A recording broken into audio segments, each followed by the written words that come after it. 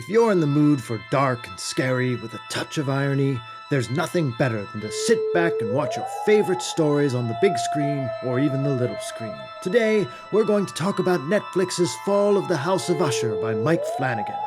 But how does it compare to the original stories it represents? What are the Easter eggs? Let's look at each episode by title and see how it shapes up to the story written by the master of macabre himself, Edgar Allan Poe. Guess who I found just hanging outside the front door? Bad news, though. Looks like someone nicked the Gucci collar. Oh, sorry. I guess Daddy's out getting a latte or something. Look. Episode 4 is titled The Black Cat. In this episode, we begin with the replacement of the murdered cat. When Leo awakened from a drug-induced state of unconsciousness, he found the mutilated body of his cat. Although he had no memory of it, he apparently murdered the animal. In order to calm the spirits of his partner, he sets out to find a replacement. Visiting an animal shelter, he encounters the attendant, who happens to be Verna, the character who has been killing off the members of the Usher family. Verna, in many ways, embodies the bird in Poe's poem The Raven. In it, a raven flies into a window on a dark and dreary December evening. The raven refuses to leave and only says one word, nevermore. It haunts the narrator of the poem, never leaving and only bringing death. Just before each Usher child dies, Verna seems to appear, only this time as the caretaker in an animal shelter. It's easy to miss the cat collar around her neck, foreshadowing the cat that will inevitably seal Leo's doom. There are lots of Easter eggs in here related to Poe. The clock tattoo on Leo's arm is almost midnight, a possible reference to the Mask of the Red Death. When Madeline remembers that Verna is actually a character from her past, she travels to the place where they first met, a nearby bar from Fortunato Industries. When she arrives, the bar isn't there. Instead, all that remains is graffiti and a raven painted above where the door should be. Obviously, a reference to Poe's poem The Raven, where a dark and ominous raven perches just above a depressed narrator's door. It is also a hint of who Verna possibly is, the embodiment of the raven itself. While Roderick is in the company basement, he hears bells jingling, coming from inside of a wall. This is in reference to the Cask of Amontillado, Poe's notorious tale of revenge, where a character by the name of Fortunato is walled up alive inside of a brick wall. He's wearing bells, and we can hear them jingling as he descends into a dark and lonely tomb. There's a nod to Poe's short story, The Telltale Heart, when Victorine is talking to Verna. As the camera pushes in, we can see the heart device, which looks strangely like an eye, referencing the eye of the old man in Telltale. Poe wrote The Black Cat in late 1842. In his story, a man and his wife live in a house with lots of pets. They have dogs, cats, birds, a monkey, and a cat. One cat in particular, Pluto, is a black cat with a white patch in his chest. Pluto is the favorite of the unnamed narrator and is showered with affection by his owners. As time passes, the narrator succumbs to the effects of alcoholism, driving him into the darker places of his personality. Similar to Dr. Jekyll and Mr. Hyde, where two personalities exist within the same being.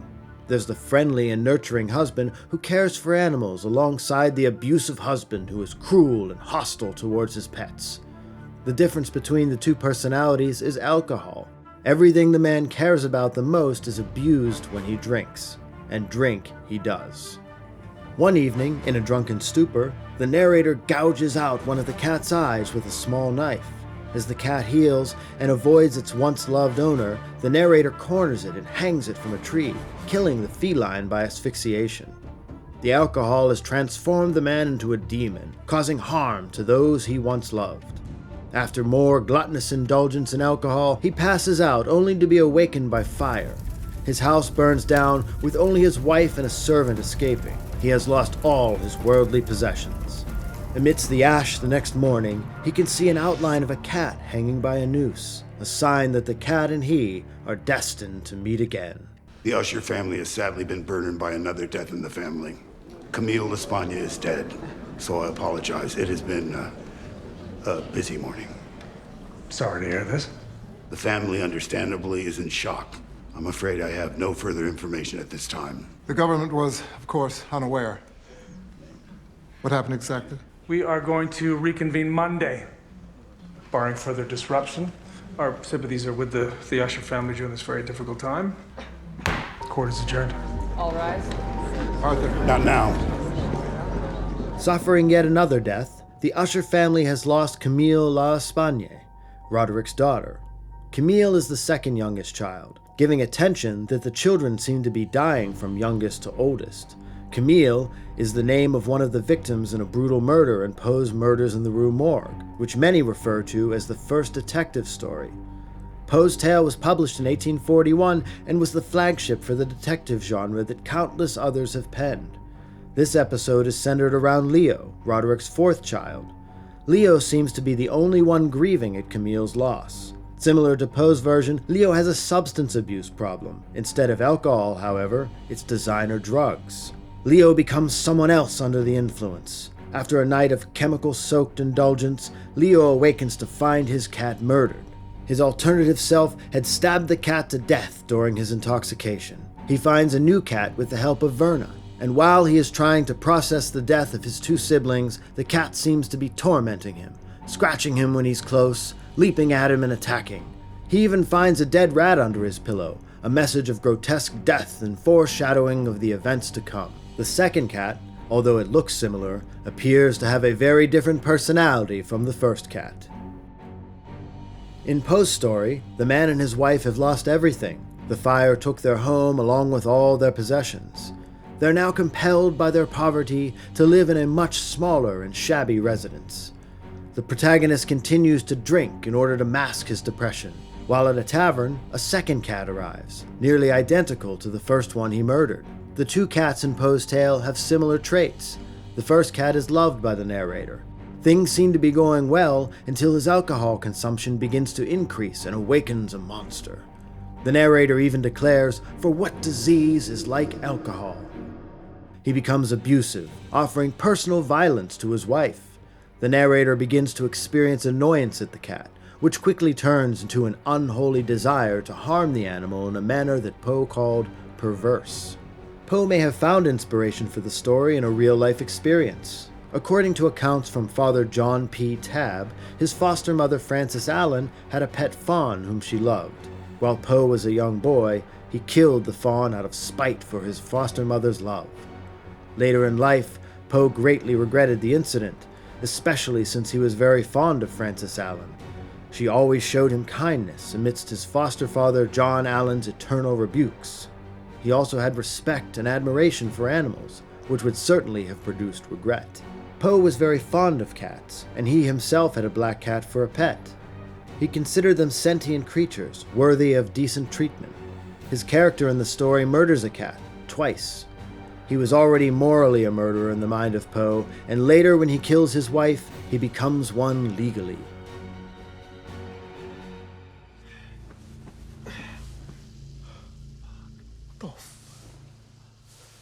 Are you joking?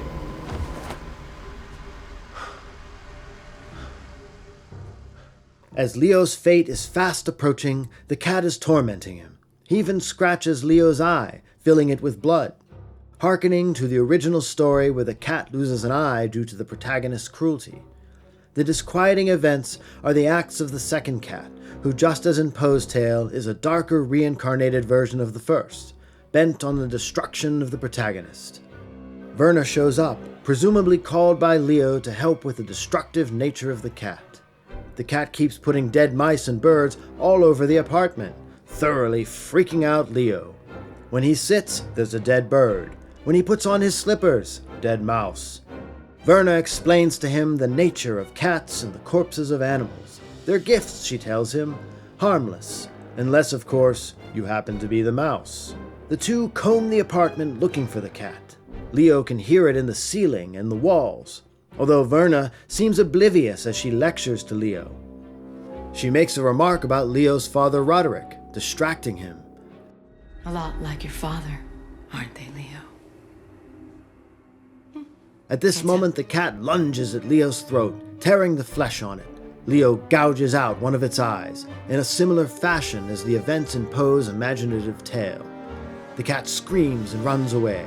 Verna then turns around and is missing an eye. the same eye that Leo took from the cat. She is now the embodiment of the black cat, the reincarnation of revenge on behalf of the cat, and not to mention the choices that Roderick made long before Leo was born. Leo, now enraged at the animal, picks up a hammer, a parallel to Poe's tale where the protagonist picks up an axe to kill the cat. He chases it around, putting holes in the wall where he hears it. Blinded by rage, he puts holes all over the apartment, finally breaking open a large part of the wall and finding Verna inside, dead. The one-eyed cat is sitting atop of her head.